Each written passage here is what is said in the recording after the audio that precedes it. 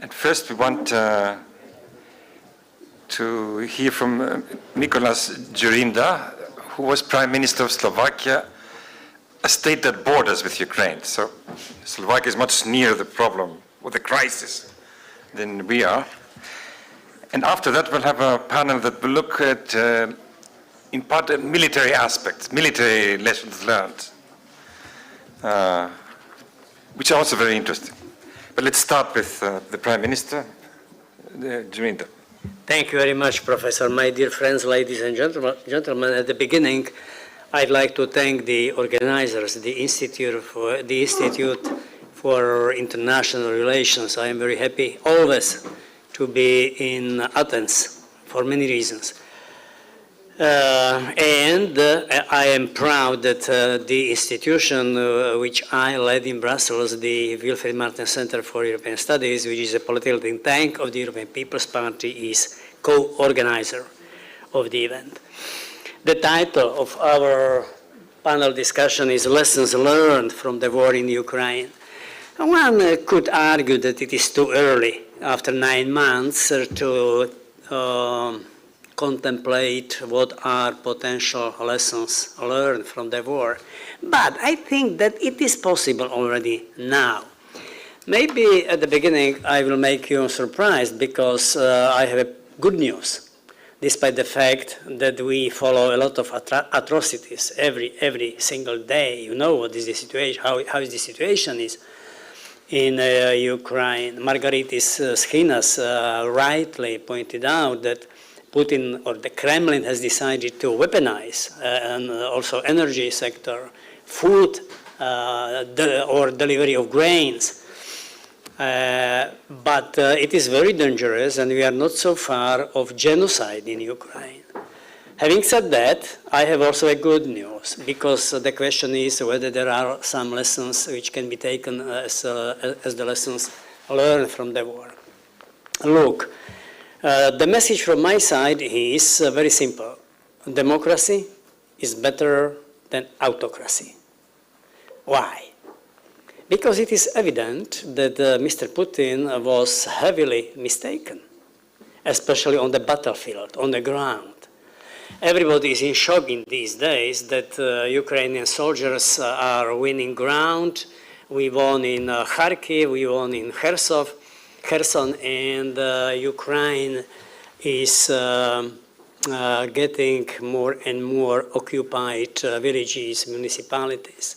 For me, it is also a personal shock because I had been serving as a foreign advisor of the previous president, Petro Poroshenko, and we had a special program as Martens Center in Ukraine between 2014 and 2018, sharing experience from doing reforms. And I have to admit that I underestimated also a bit the Ukrainian forces and soldiers, and maybe overestimated the Russians, noisy voices and the Kremlin with huge propaganda. Look at the battlefield of these days. It is evident that Putin didn't receive right information. At the beginning, he wanted to promote a quick, special military operation. This is true. I have a lot of information. He wanted to do something like with Crimea. He was heavily mistaken. And now it must be for him a cultural shock to follow how the Ukrainian forces are beating the Russian troops. Why it is so? Because, in democracy, the things are complicated. You have to negotiate all the time. On Monday, you have to reach a coalition agreement in the government, but on Tuesday, you are beaten by the opposition, by media, NGO, free society, media. But this is substantial, that every one of us is under control. As the Prime Minister, I was not very happy that I have very, very brutal opposition or media checking every single my step. But it is very healthy for society. I was listening to Mitt Romney, the Republican member of the US Congress, the candidate for the US presidency at the time before the pandemic. It was very, very, I would say, interesting and impressive to listen to him when he argued that also the US Army is not in the best shape in these times because they are spending more and more money for maintenance, not for the development. He gave us fascinating presentation. What is the proportion between maintenance and development in China, for instance, and the United States. So democratic control is something very healthy and very perspective. And this is a good news for us because sometimes we were afraid of Russia or Kremlin maybe artificially too much. And then maybe there are also some other lessons which can be learned from the war also in these days, especially from the perspective of us, the European Union. The first comes from reality that the EU was created after the war, the World War the Second, to avoid the new one, the new war, internal tension coming from inside of Europe. And we succeeded, I would say. The level of confidence now in the continent is very, very, very high.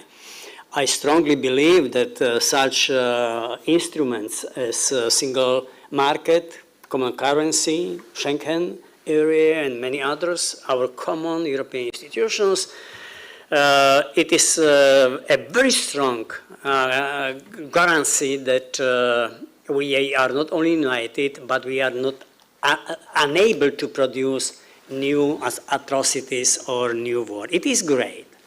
But what has happened within the last 15 years? We have been facing 4 major challenges, but all of them were coming from outside, not from inside the EU. At the beginning, it was global financial economic crisis. And then we had very heavy or strong immigration inflow. Then COVID-19 pandemic. And now we have the war of Russia against Ukraine. All these challenges are coming from abroad. So my second lesson from the current development is that we need to change this paradigm, to change our community from inward-looking composition of member states, cooperating sometimes very, very complicated way, to a community of member states and EU institutions which is ready to develop itself but also defend itself if necessary. And this is substantial. This is substantial. It is not enough to enjoy life as a community which is happy with itself. It is necessary to be able to be competitive in the global space and able to defend our values but also our interests. The lesson number 3, which I would like to mention, is that we measure the quality of our life by money in the past. Our own wages, salaries, our own assets, GDP per capita, money, money, money, money. Everything was circulating about money. In these days, it seems to me that we are going to measure the quality of our life through security. And not only in military meaning of the word, defense, but also when it comes to energy security, when it comes to security or supply chain security, food security, security of the environment. And this is fascinating in my eyes, how this basic paradigm is going to be changed. And last but not least, I would mention the change or lesson number 4. And it is related with the previous 3. If it is true, I believe that the EU should proceed to the final stage of its integration. It means, or I'm dreaming, I'm talking about the gradual federalization of our European Union. What does it mean?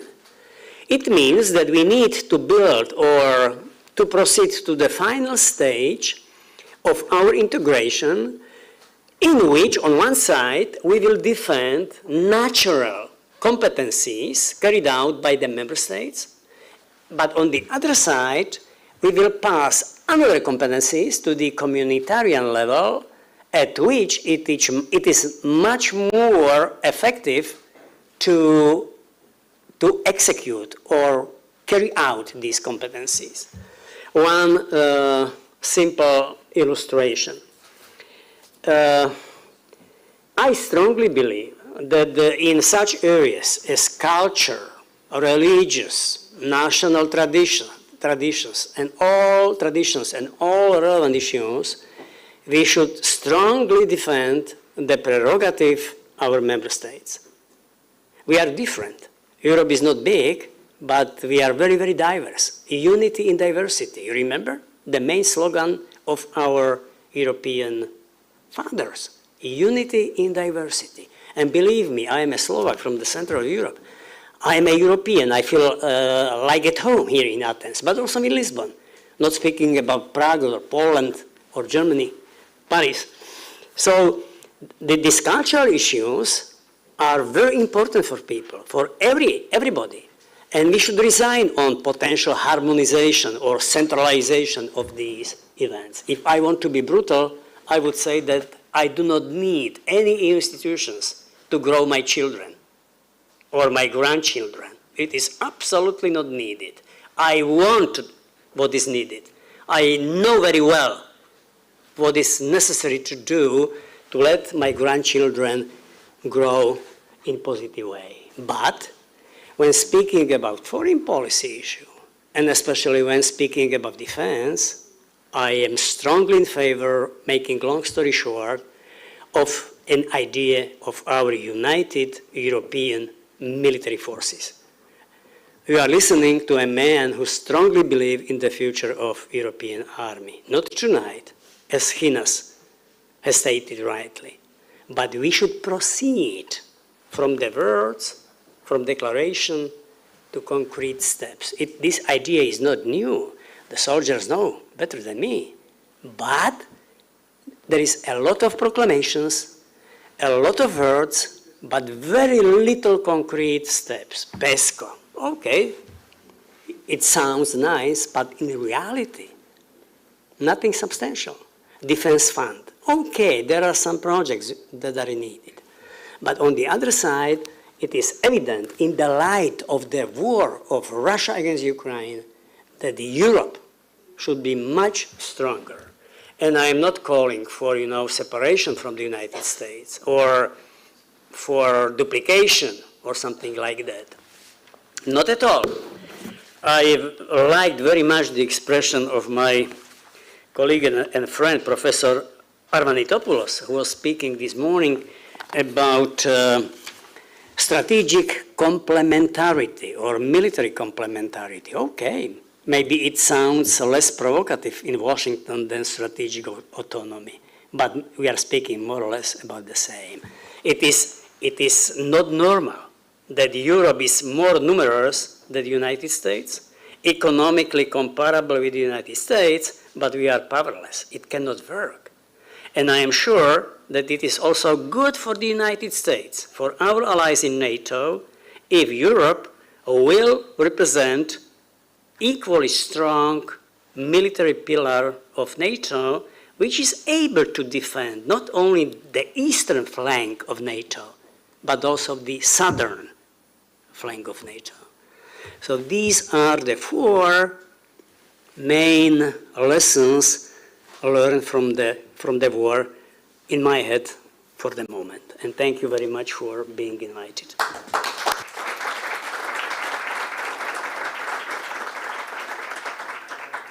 I think we have time for a few questions. Yes, please.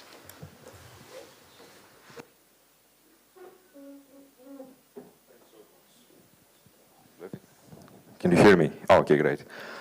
Thank you so much, dear Mr. President. To my mind, today's forum offers the perfect background to connect your today's lessons with yesterday's argumentation that a common European military force is needed. I would like thus to ask you to illuminate aspects of another crucial topic for European security and integration. Is the creation of a common European military intelligence also needed? If not, how do you envision European cooperation on this extremely delicate issue? Thank you so much. Yes, sir. I am not an expert on security, on defense. I'm a politician. Even though I spent almost 2 hours in military service, it was a compulsory in my time when I was young. But I am well aware that we live in a new era when we face not only classical military threats or challenges, but also hacking of our computers, different hybrid forms of attacks. And there is no doubt that without efficient intelligence, we will not succeed. It is absolutely evident.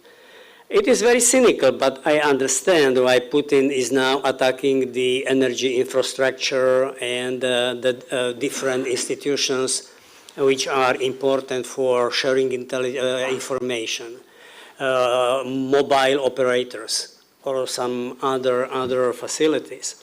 So making long potential answer short, I would tell you that you are absolutely right. This is necessary to not unified, but to build higher level of confidence between our intelligence services, being able and willing to share information much broadly than so far.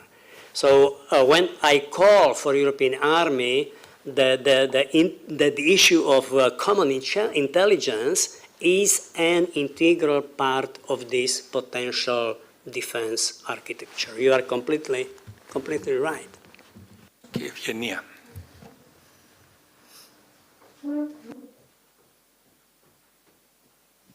Thank you very much for these remarks. I would like to ask you, with regards to the European army, if a European army is formed, or when, what would happen to the NATO states that are not part of the EU? Thank you. Thank you very much, and my instinct prompts me that I understand your question very well, even though it was not explicitly pronounced. Look, nothing dramatic will happen in my head. If I want to be brutal, I would say that we should not talk how measures should be adopted against Turkey. I am a man who is thinking positively. Forget them, let's do our own business, European business. When we create the European army, it doesn't mean that we resign on the United States, on UK, on some other potential members, not at all. NATO will do its job, as the army of the United States does its job. The same equivalent should be applied to Europe. Before the pandemic, yesterday, I believe, or I'm not sure whether I said it at the public event, but maybe during the dinner with my fantastic friend Kostas Karamanlis and the other friends, that before the pandemic, I visited the US. I am in the US every year, once or twice, and I was confronted with some anger. What do you want? A man who pushed my country to NATO and to the EU. I am American #1 in my home. And all of a sudden, I was asked, what do you want with Europe? What I want? I want the same as normal American or US citizens wants or expects from the United States Army. This is absolutely the same. Do you have your federal military forces? Do you have your National Guard still? Are you able to operate independently if you want? You speak with a man who sent voluntarily troops to Kosovo, to many peacekeeping operations, but also I opened the airspace for bombarding Belgrade. I sent my troops voluntarily to Iraq and Afghanistan. In Iraq, we were divided. Chirac shouted at me, "You missed an opportunity to keep silence," he told me. Why should I keep silence? I am convinced that it is needed, I did it. So we were heavily divided when it comes to Iraq. What happened? So in this composition, I strongly believe that NATO is fantastic value. NATO, transatlantic alliance, is a fantastic value. But it doesn't mean that we are not allowed to defend also our own interest or to help Americans to promote peace in our neighborhood. Does it run against the US interest? If we are able to help democratically elected African leaders to fight terrorist groups, would it be good when it comes to immigration or bad? Does it run against the US interest? Not at all. So we need to talk to our, not friends, allies, to talk to them because I strongly believe that we have the same goal, to defend our values, to defend our civilization, to defend our way of life. Not everything is perfect in Europe. Look at Orban of these days. But in general, this is fascinating, our rules, our institutions, our way of life. But I strongly believe that we should do much more in Europe, especially when it comes to defense. Okay, we have to proceed with the panel.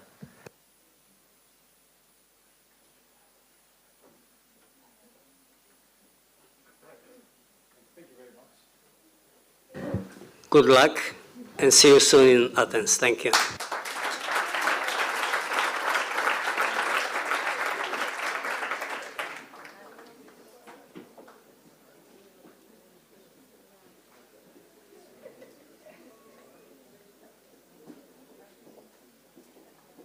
Okay. His mustache is nicer than mine.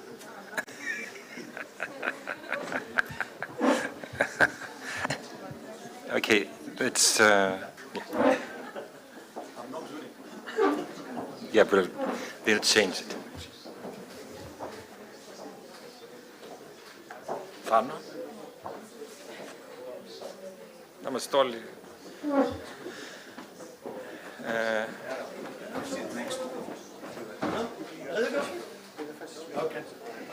Ben Barry will join us from distance.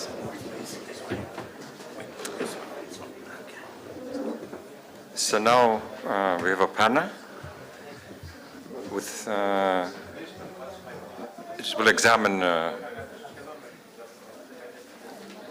other aspects of the lessons learned from the Ukrainian war. Right.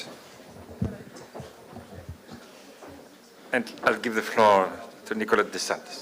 Thank you very much. I appreciate the opportunity to be with you today. I'm very pleased that the NATO Public Diplomacy Division, which I represent at this conference, supported this event. We think that it is very important to promote a better understanding of NATO's policies and goals, and also of the issues and the different perceptions, and you've heard several today, which shape today the agenda of the alliance. So let me thank EDIS for inviting me, especially the Executive Director, Despina Fentuli, came recently back from a distinguished international career from Brussels to Greece. And also it's very nice to be with a lot of friends, starting with Tanos Dokos, who we are friends for many, many years.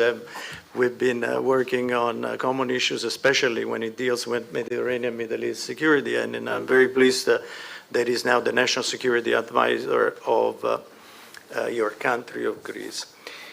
There's different ways to look at the topic that we're discussing now.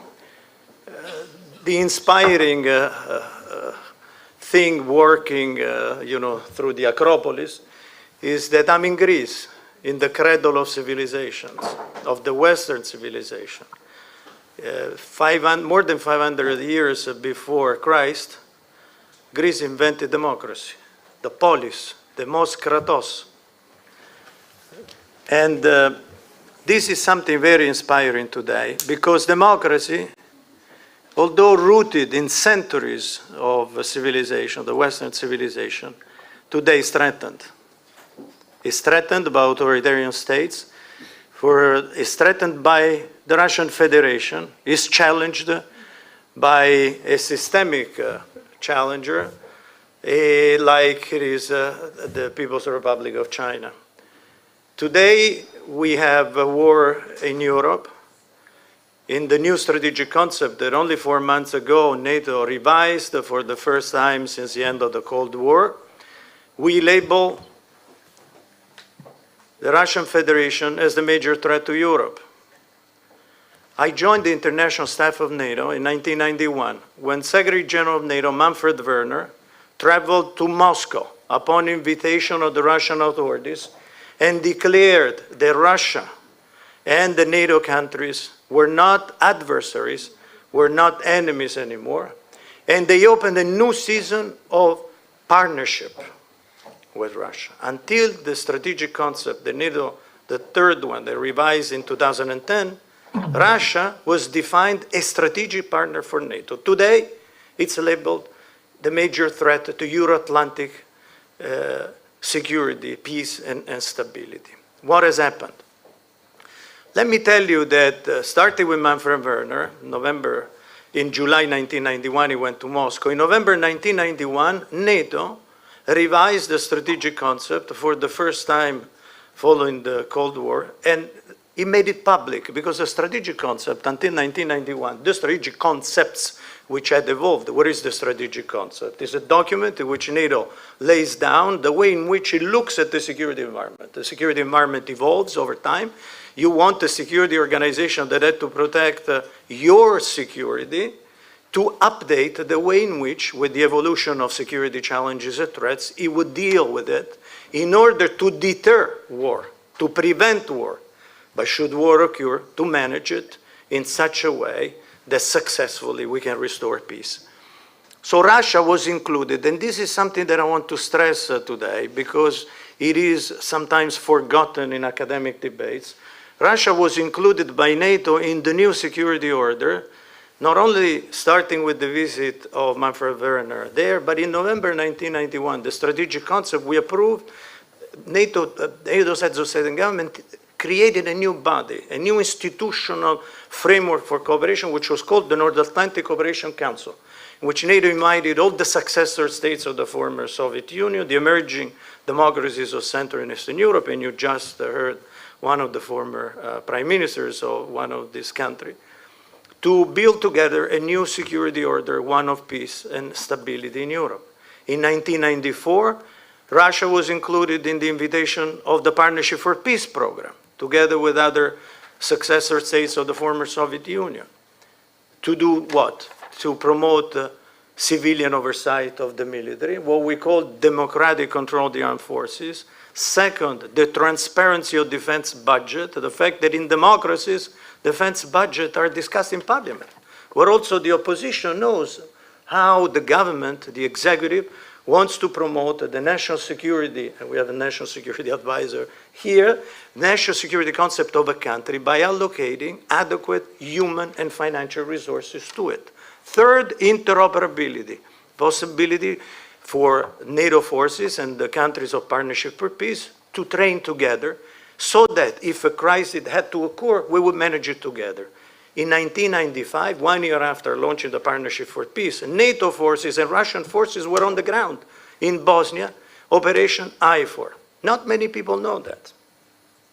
And I want to remember this, to tell you how NATO's security concept has been inclusive rather than exclusive. It has been aimed at not marginalizing anyone in Europe, starting with the Russian Federation. In 1997, in a summit between Boris Yeltsin and the heads of state and government of NATO, we established a body, a permanent body of cooperation, the Permanent Joint Council between NATO and Russia, which we promoted political dialogue, practical cooperation. This is when the founding act was signed of mutual cooperation with Russia. And in 2002, at the Rome summit, the bilateral body, the Permanent Joint Council, became the NATO-Russia Council, in which political dialogue and practical cooperation between NATO and the Russian Federation continue to be promoted. We need to remember this, to see what has happened in between, what has brought together this brutal aggression towards Ukraine, killing innocent civilians. This is not a war in which there are two armies facing each other. There is the deliberate targeting of killing of civilians, of civilian infrastructure, committing war crimes. And so this is very important to outline today if we want to understand also why, as I started at the beginning, democracy, the values upon which the Western civilizations, which are the values of the preamble of the Washington Treaty, democracy, individual liberty, and the rule of law, why are these values threatened today? Because in 2007, Mr. Putin, at the Munich Security Conference, outlined a different vision. The vision of NATO, which included Russia as a partner, starting in 1991, was to move from confrontation to cooperation in the security sphere. In 2007, with the speech at the Munich Security Conference, Mr. Putin moved from cooperation to confrontation. So he started to switch the watch of history backward. And in 1 year, in 2008, it attacked Georgia, in 2014, Crimea, today, Ukraine. And that is why NATO allies are doing a number of things today. NATO had to adopt a number of measures. Individual NATO member countries are helping Ukraine with the necessary military means and training so that it can exercise its right of self-defense, which is enshrined and sanctioned by the UN Charter. This is a country which is the victim of aggression. There is an aggressor and there is a victim. And NATO countries are supporting that country so that it can defend itself. NATO as such, as an organization, is not involved in this crisis, but of course, also the fact that Ukraine was for many years part of the Partnership for Peace program has surprised everybody. The first lesson Mr. Putin has learned from this war is that he couldn't go directly to Kiev. The heroic resistance of people defending themselves, defending their territorial integrity of their state, defending their freedom from a brutal aggression. This is the first lesson of this conflict. And therefore, we cannot allow that this conflict ends with a military victory of Ukraine, because of Russia, against Ukraine. This cannot be allowed, because if we were to allow this, we would endanger even more peace in Europe. And this is why, defending Ukraine, we are preventing the possibility that NATO member countries are attacked and then we can have an escalation of this conflict. So stop Putin in Ukraine, prevent that this conflict can spill over. But this also is a warning to other autocratic states, to other autocracies that could be thinking from a victory of Mr. Putin that they can challenge the rule-based international order. And today, if you look at the new strategic concept that we approved in Madrid, while on one end you have Russia labeled as a new threat, the major threat to our security, we also have a systemic challenge coming from the People's Republic of China. One other thing that we have learned from the conflict with Russia is that we have to cut our dependency from authoritarian states. Energy, gas, oil. We have learned these lessons and we are trying to diversify our resources with regard to the possibility that others can use that dependency to undermine our security and the stability of our countries.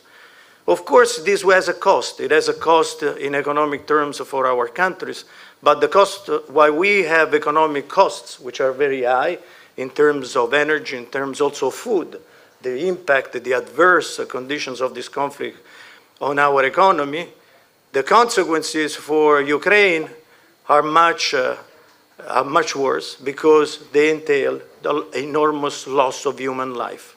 And so we have to stay the course. We have to continue. At the same time, we should not allow that our countries continue to become dependent on others. And I'm thinking about China. Why China is defined in the strategic concept a systemic challenge? Because, of course, China is using its diplomatic, its military power, its economic power as a form of coercion. On one end, not to respect the rule-based international order. On the other, trying to undermining, create a dependency to create a new system of rules, which is, of course, not responsive to the one from which I started, the one of democracies, the respect of the rule of law, human rights. And while NATO doesn't seek nor a confrontation with Russia and not a confrontation with China, at the same time we have to factor in the challenge that comes from the fact that China has taken advantage more than anybody else of the globalization that we have liberal countries, liberal democracies have encouraged, has been used also against us, and we have to remain vigilant. So this is another important lesson from this crisis. Manage the fact that authoritarian states are becoming more and more aggressive in different forms. They use in different tools, from military aggression to cyber tools, to hybrid warfare, to disinformation. And that is why it is very important to remain vigilant. And NATO is trying to also continue, if on one end, of course, with regard to the possible spillover of this conflict, we have to work through containment, deterrence and defense. It's a core security function of NATO. This is what you expect for an organization which our countries are spending also considerable amount of money. You expect that it will continue on one hand to deter the possibility of aggression towards its member, to defend should this happen.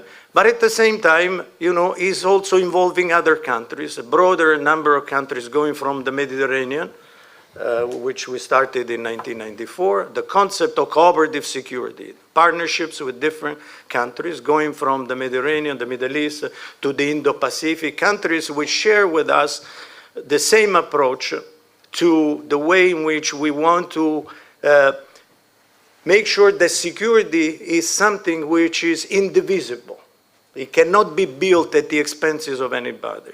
So NATO is helping these countries develop their capacity and their capabilities to resist an armed attack should it happen to them, so that they are fit to do it. And you have seen how this has worked with Ukraine, that taking advantage of that work has been able also to defend itself. So we are trying to enlarge the space of security, the space of stability.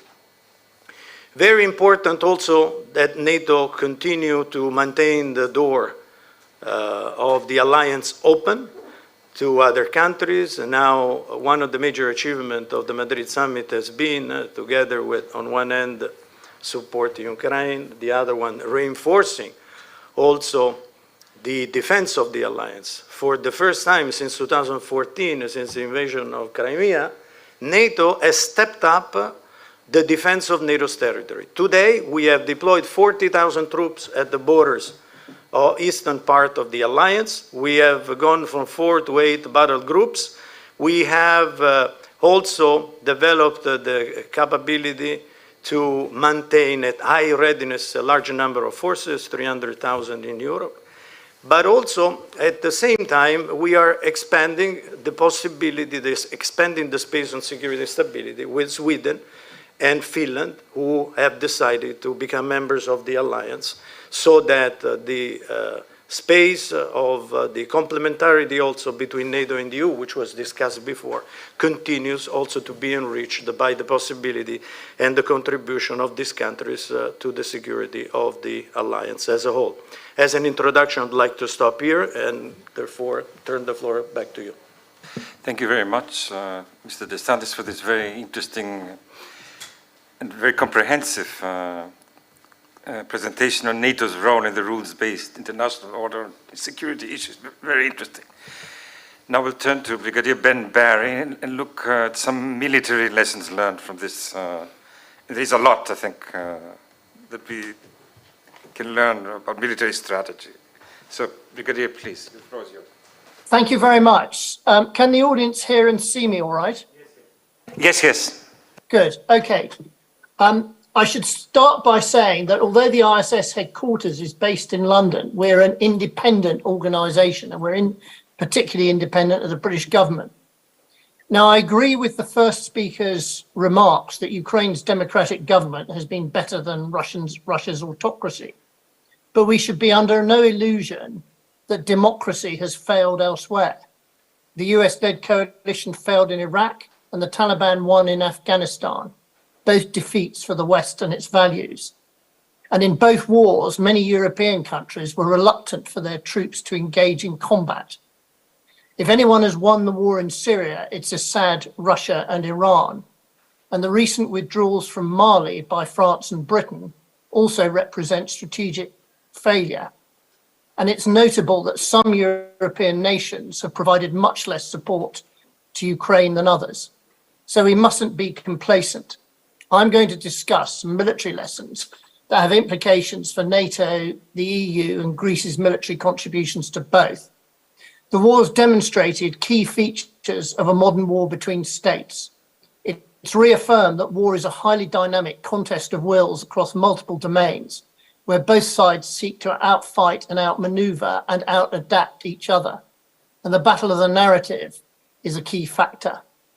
Now, in the months before the invasion, the US and UK made unprecedented use of declassified intelligence to show that Russia was surrounding Ukraine with mobilized forces. We should be under no illusions that these efforts failed to deter Russia from attacking.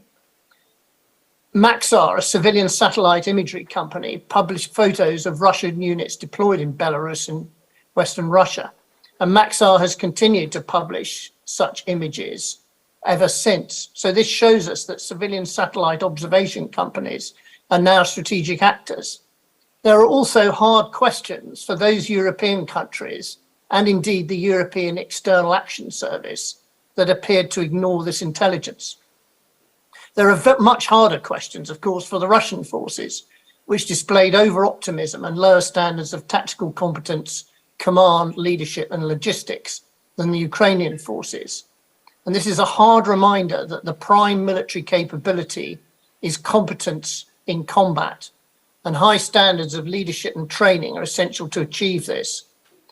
Over the previous 15 years, Russia greatly invested in military modernization, but this appears to have been greatly eroded by the effects of an authoritarian political culture, as well as by nepotism and corruption, all undermining the effectiveness of defense ministries and armed forces. The lesson is that without investing in the capability of personnel, including the competence of commanders and adequate individual and collective training, investments in modern hardware can be wasted. Another major contributor to the failure of the initial Russian attacks on Kiev and Kharkiv was Russia's inadequate coordination of its tanks, infantry and artillery, whilst Ukrainian defenders proved much more skillful at coordinating their infantry's use of anti-tank weapons and strikes by mortars and artillery. Subsequently, both sides have continued to wage combined arms warfare against each other, with the Ukrainians increasingly using deep precision attacks by guided rockets fired by HIMARS rocket launchers. This all illustrates the continuing importance of combined arms tactics to land operations, albeit with drone and counter-drone capabilities integrated into land units and tactics. Much of the fighting has revolved around control of urban terrain. It showed that urban terrain often favours determined defenders who can hold out against superior numbers of attackers and impose delay.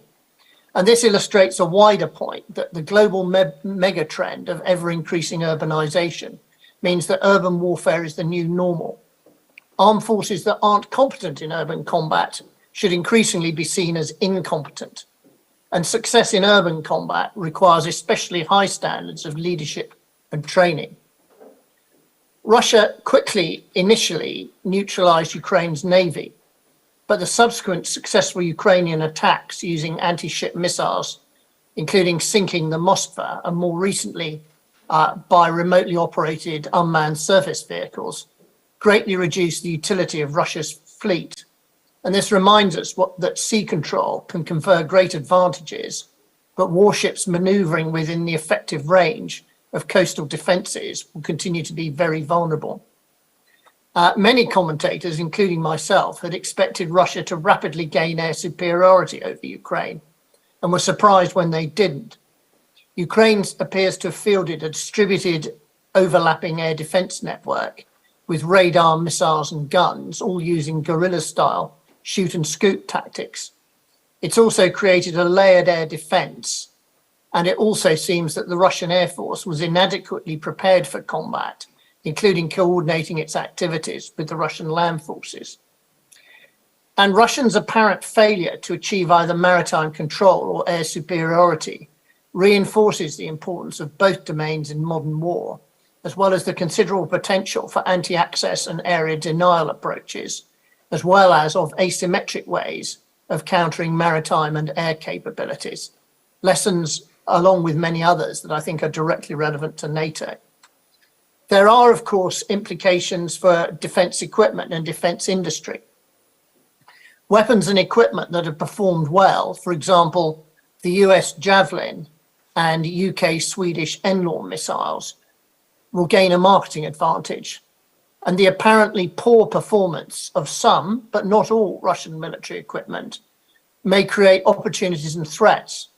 Think of India, for example, whose forces are highly dependent on Russian systems, both purchased from Russia and manufactured locally. Russia planned its attack as a short special military operation, but it's become a large-scale conflict between states in which prolonged fighting has often been at a high intensity and over a wide geographic area. Although Russia occupies only half the area of Ukraine it occupied at its high tide mark, it still occupies an area 3 times the size of Belgium. The war shows that numbers and mass still count, both on battlefield and in logistic stockpiles. And I suspect many militaries and NATO itself are going to have uncomfortable questions to answer about the size of their stockpiles. For example, both sides have been expending artillery ammunition at a prodigious rate.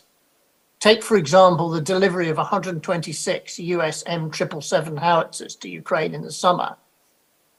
411,000 artillery rounds were provided with this, over 3,200 shells for each gun.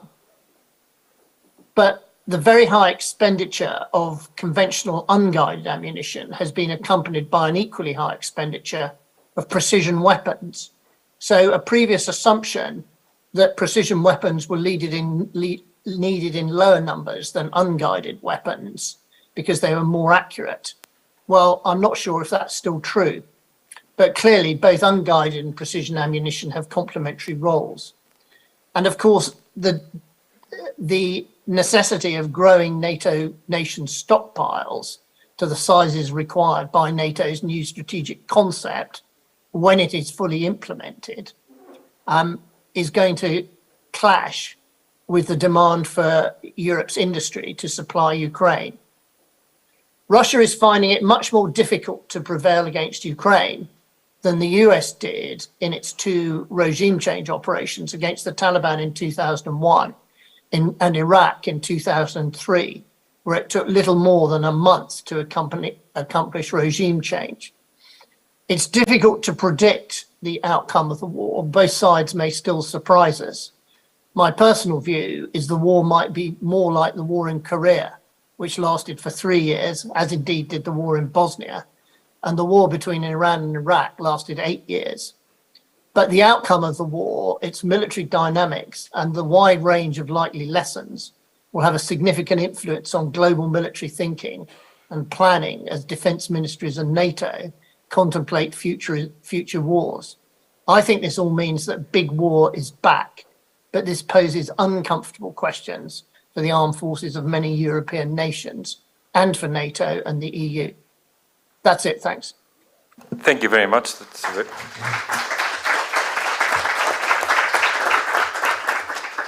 On very important military lessons learned that we need to take into account in our strategic planning, both as in member countries and is NATO as a whole. Okay, now we go to the Greek National Security Advisor, Professor Thanos Dokos. Well, thank you very much for the invitation and for putting together a great group of speakers today. And all of them have spoken at some point about lessons learned from Ukraine. And I will try to avoid duplication and add I have a list of 10 very concise, I hope, lessons learned and conclusions from the Ukraine conflict. First of all, revisionism is not something to be found in history books or in faraway places. We have it in Europe as well. We thought that after centuries of conflict and endless bloodshed, we had managed to finalize borders. It seems that not everyone agrees with that. Vice President Skinas spoke about a rules-based international order. International rules do change eventually, and this is not necessarily a bad thing. But if there is one rule we should try to avoid changing it almost at every cost, is that countries should not be allowed to use force to change the borders at the expense of their neighbors. And Greece has taken a very strong position from the very beginning on this question, in the case of Ukraine, both as a matter of principle, but also for very practical reasons, which I don't think I need to explain. Conclusion number 2, use or public threats for the use of nuclear weapons have been an almost absolute taboo for many decades. Even if what Russia and President Putin have been doing over the past few months is only posturing, this is still an issue for concern. The taboo has been somewhat weakened, and this is important, I think. Now, point number 3, hard power matters. In Ukraine 2014, it has been a shock for the EU. We said that the message has been received and progress has been made, but obviously not enough. So now there's a consensus that soft power will continue to be the EU's main foreign policy and security tool, instrument, but it needs to be complemented with hard power. And I will come back to that when I will say a couple of words about European strategic autonomy. Number 4, China is not a rival of the West across the board. There are some common interests, like avoiding nuclear war or preventing worldwide political and economic instability. But how to deal with China will remain probably the most difficult and important strategic challenge for the West in the decades to come. Point number 5, the foundations of the European security architecture have been eroding for many years. It has now collapsed. We need to rebuild it to cover both conventional weapons and nuclear weapons, and of course, to try to build confidence between European countries, or between one country and the rest of Europe. Point number 6, for the Biden administration, the EU is a close strategic partner for the US, and that has been the case for decades. Without interruption, one is entitled to ask, and should we assume that all future US administrations will consider European and American security interests to be identical across the board? Now, not all America First proponents need to have orange hair.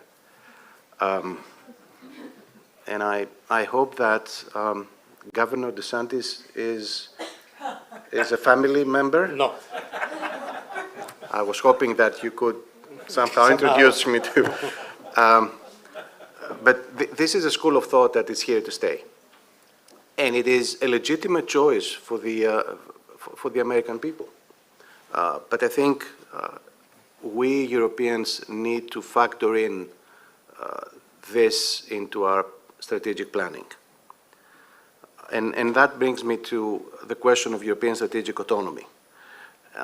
And I think the EU needs to think more seriously about this. Words and pledges are important, but deeds and actions even more so. Of course, as Nicola reminded me a few minutes ago, it's not simple how one can avoid the 3 Ds, duplication, discrimination, decoupling, and how to assure deterrence. It's not easy. But I think it's doable, just to add a 5th D into the list. I think it's doable.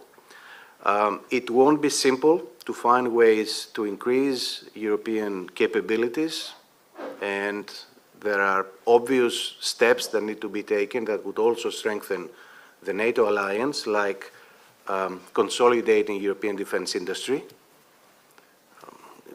I have my favorite example of that in Greece's tender for a new frigate. There were 7 companies that expressed an interest. 6 of them were European ones. Now, this is not a viable situation. We need to consolidate. And there are steps that that can be taken. And I think France and Germany need to strengthen and streamline the relationship and act as a locomotive for European defense and security. But again, we need to make sure that this is not at the expense of the NATO alliance, which is my next point. Now, after the end of the Cold War, a number of people said that NATO is a relic of the past. No need to keep it anymore, probably too expensive. I always like that analogy, or the answer that you don't throw your umbrella away because it just stopped raining. It may rain again, and it happened. So NATO has proven its value. NATO has adapted to new strategic realities, has diversified its missions, but keeping the core tasks. It is an important instrument for European security. Of course, it needs to continue safeguarding both its eastern flank, where the emphasis is today for obvious reasons, but also the southern flank, and increasingly the Arctic, which is emerging as a new area of competition. But I think all sides involved, and that means NATO, the EU, nations, should try to avoid turning a plausible scenario, which is a new Cold War in Europe, into a self-fulfilling prophecy. If we can, because it always takes 2 to tango. Point number 9, well, there will be a day after Ukraine. It was mentioned by several speakers. All wars end at some point, better sooner rather than later, and we should start thinking whether we can somehow reintegrate Russia into a new European security architecture. Of course, to end the war, let me say there are important preconditions, one of which is there should be a clear message that aggression doesn't pay. And we should think about the reconstruction of Ukraine, which has been a victim in that war, but that it will be a day after. So we start to thinking about ways to engage Russia, if possible. Again, it takes 2 to tango applies fully in that situation. But it's certainly preferable to have, not to have Russia as a bitter rival, a nuclear armed rival, which acts as a spoiler across the board in the former Soviet space and elsewhere. Now, Again, not an easy task, but I think we should make at least the mental effort. Point number 10, Europe is vulnerable. In addition to the obvious hybrid threats, cyber warfare, disinformation, and so on and so forth, it became clear that there are other asymmetries that can be exploited to create vulnerabilities. Food, energy, raw materials. I think energy diversification should be an obvious priority. Of course, increased use of renewables for the sake of the next generations, of the general health of the planet, basically for our survival. But in the meantime, we need alternative sources of natural gas, whether from the Southern Gas Corridor or from the Mediterranean, where you have options with LNG, with pipelines, which have become economically viable because of the increased prices and the new political circumstances, and also through electricity interconnectors that will bring electricity from sort of green electrical energy to the European market. Just my final word to link that with Greece's national security strategy. Now, strengthening international norms and rules, and especially respect for international law, a stronger NATO, a stronger EU in the field of defense and security, regional cooperation through various schemes, deterrence at the national level, but also increased resilience are key elements of Greece's national security strategy. Thank you. Thank you.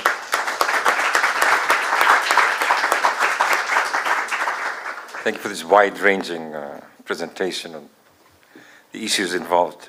Now we have some time for questions. Yeah.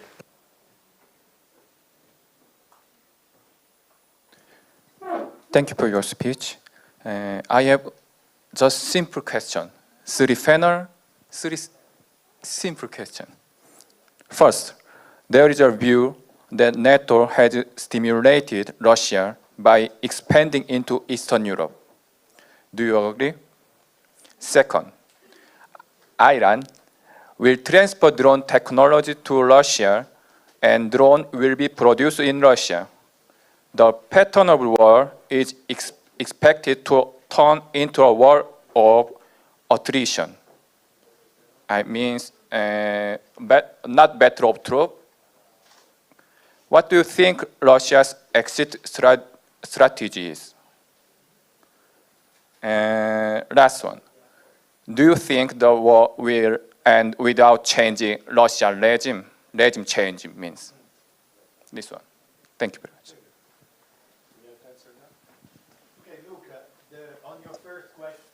On your first question, you have to look at facts.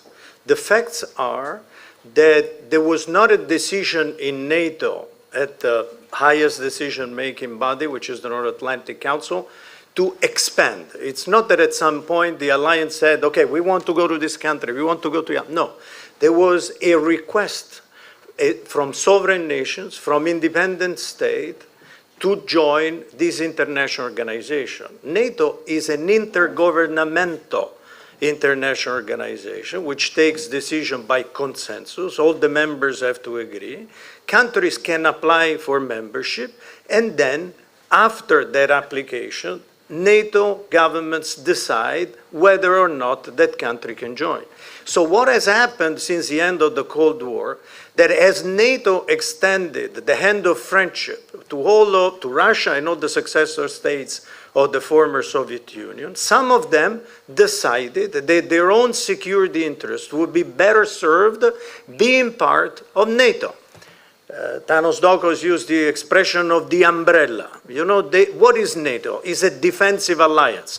If you're under umbrella, you always hope that there will be the sun, like today in Athens. Eventually, sometimes will rain. So you want to have an umbrella which is very well fit, so it can repair you in times, in occasions in which it's going to rain. This is what some countries wanted from NATO through applying. If you're inside, you're more secure. If you're outside, you're less secure. But NATO is more than a security and defense organization. It's a community of is a transatlantic community of values. I recalled at the beginning that democracy, individual liberty, the rule of law, these are the principles that are at the basis of this alliance of democracies. So it was the choice, the free choice of countries to decide to be in this international organization, like in the United Nations, like in the OSCE, in any international organization. Nobody can tell to a sovereign country, to an independent country, to which organizations it should belong. How will the war end? I wish I knew. I don't think that anybody at this stage knows how, it's wars, you know how they start, but during the conflict it's very difficult to know how they will end. Certainly, by supporting Ukraine, we prevent that a solution of this conflict will end at the expenses of Ukraine. And that's why we need to support Ukraine. Individual NATO member countries are doing so that the moment in which, because it will have to be, one thing we know about the end, it will have to end with a settlement, with a diplomatic solution, with a political solution. But in order to enable Ukraine to be able to negotiate an equitable solution for its own people that maintain the sovereignty and independence of this country, of course, it is important to support it militarily. The issue, the other question that you were making about drones, I don't think I understood it, quite frankly. It was not very well audible. I don't know if you want to repeat it. The one that you were talking about, the drones. Yeah, because we didn't understand really. Maybe my English pronunciation is It's not okay. Ενώ αλλάζουν το θέμα το πόλεμο. I don't have the earpiece. Maybe you can drop this. Okay, we'll move. For the sake of our discussion. Iran will transfer drone technology to Russia. Yes. And drone will be produced in Russia. Mm-hmm.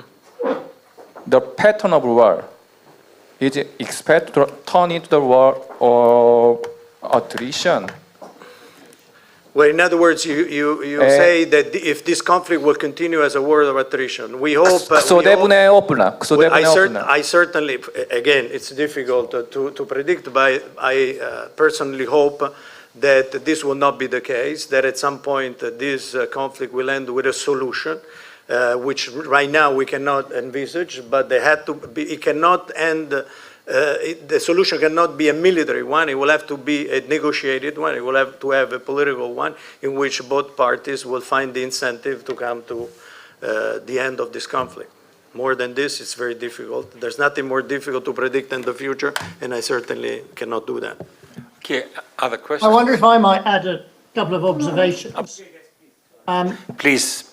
The war has seen successful maneuver and it's seen a lot of attrition. And on the battlefield, attrition and maneuver are complementary. They're as complementary as tackling and passing are in soccer. Both sides also have votes. They may choose to take the initiative. For example, it's entirely possible that Ukraine may choose to keep fighting over the winter. Quite clearly, Russia is making as best use it can of its mobilized conscripts and has earlier announced that it's building a new army corps, while Ukraine has made it clear that to mount a strategic counteroffensive, it needs to form an additional 10 armoured brigades equipped with modern Western equipment.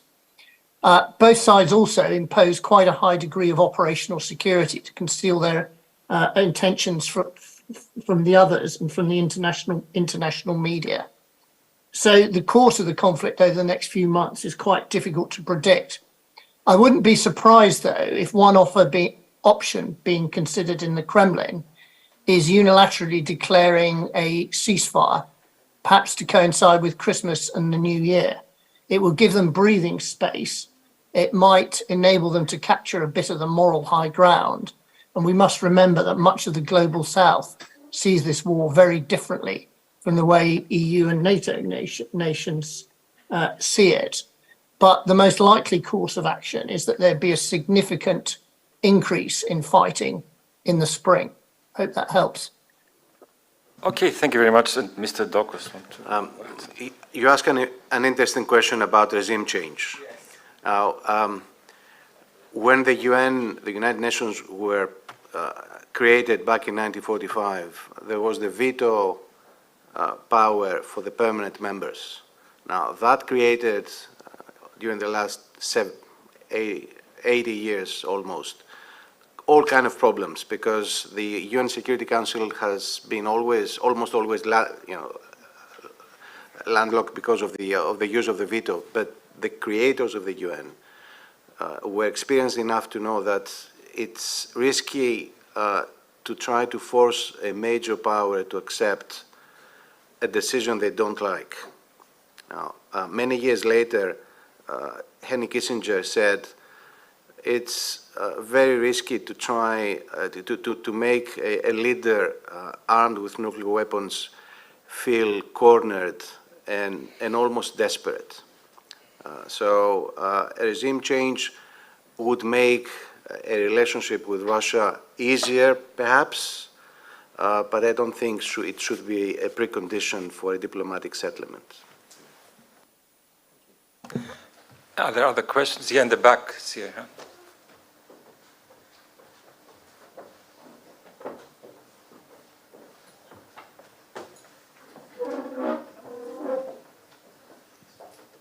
Good afternoon, and thank you for this very interesting conversation you had so far. Before placing my question, I would like, if Mr. DeSantis allows me to go back to the question of the audience, that the Messheimer argument that it's the West, it's NATO that actually provoked Putin into entering Russia. And in another discussion with another NATO official, I was told that at the time when Ukraine wasn't in favor of NATO so much, it was basically Russia invading Crimea that put Ukraine into such a close collaboration with the NATO. So is it the egg or the, but my question is, I was listening to you as how we need collaboration with other democratic countries, and it reminded me a bit of the Cold War situation, that we kind of left from the period that we're saying we try to democratize other countries, and it's now we have to find people that are like us, quote unquote, and have a strong collaboration against the authoritative countries. So that's a bit kind of, I understand it, we kind of say, democracy goes so far, and now it's us and them. I would like a comment on that.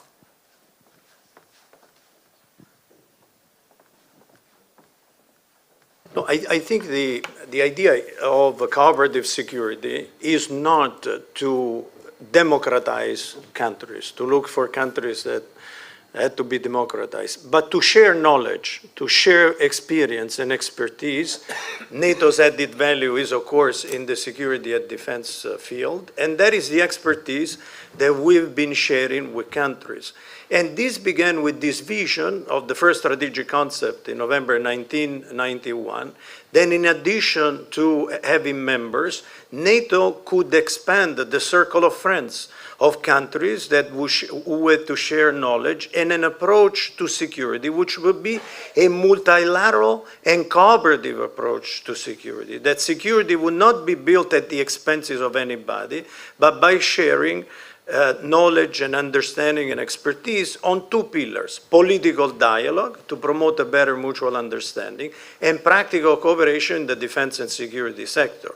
Since then, NATO has developed a partnership with countries in the eastern part of Europe, in the Mediterranean. We have countries in the North Africa, we have countries in the Gulf. NATO has a NATO center in Kuwait, for example. We have partners in the Indo-Pacific region.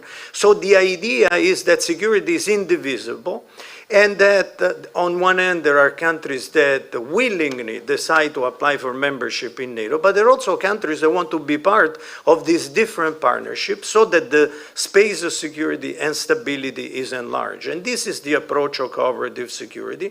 But cooperative security is not only extended to countries, it is extended also to cooperation with other international organizations, with the United Nations, with the OSCE, and with the EU. Before, speakers have spoken about strategic autonomy. This is a term that I don't like very much because I think it gives an idea of separation. One of the lessons learned from since the establishment of NATO is, and again, indivisibility of security between the European democracies and the North American democracies, you know, the United States and Canada. Now, the idea is not so much strategic, autonomy. The idea is complementarity. How to make sure that the transatlantic dimension, that the transatlantic alliance and the emerging of a European security and defense identity with its own structures does not duplicate existing structures, does not discriminate the member countries of NATO who are not members of the EU, and does not decouple transatlantic security.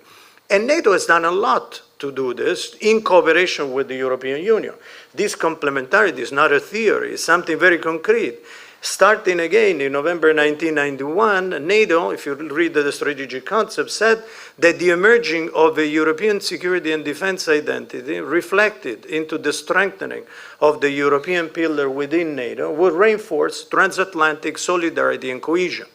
Later, with the famous Berlin Plus agreement, we have made this concrete.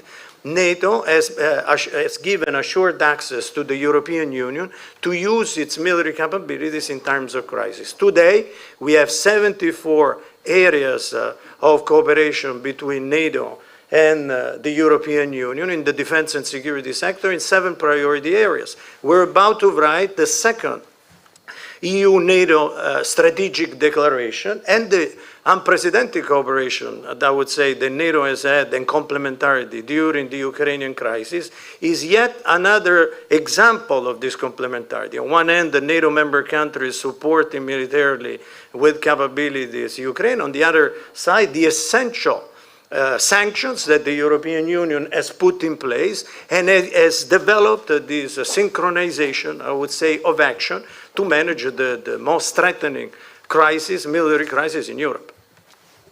Okay, before we conclude, I'd like to ask the other 2 speakers if they want to add something. Brigadier Barry. Yes. I'm slightly more skeptical about the effectiveness of the good guys, NATO, the EU, the US and its allies. It seems to me that a key lesson from Iraq and Afghanistan is that making strategy is very difficult, and it can only succeed when you properly align and combine all the arms of government, military, diplomatic, development, intelligence, and so on. The other thing about formulating national alliance strategy is you've got to learn from your defeats, and you've got to learn from the bad guys and their successes. To my knowledge, I've not seen a frank public piece of work by NATO explaining how it was defeated in Afghanistan. There are 2 of our opponents, autocracies, who it seems to me are better than us at this. One is China, who has combined the organs of state in a way that has given them great economic and political influence in a way that most Western countries don't. And the other is Iran. I mean, Iran won in Syria, and it's also won in terms of achieving considerable political influence in Iraq.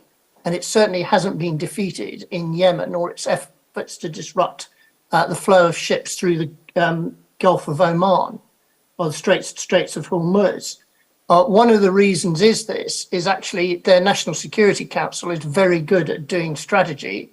It has everybody around the table. And in the IRGC CODS force, it has a permanently constituted interagency organization that combines special forces, terrorism, military, diplomatic and development activities. We did a study in ISS that showed comprehensively how it had done this in Iraq, Lebanon, Syria, and Yemen, when I look at the government capabilities of NATO countries and European countries, I don't see any equivalent organizations or indeed acknowledgements of why it is Iran has been so successful. Sorry to puncture the balloon. Thank you very much. Very, very interesting comments. And Very, very briefly, complementarity between organizations like NATO and the EU is by far my preference and my plan A.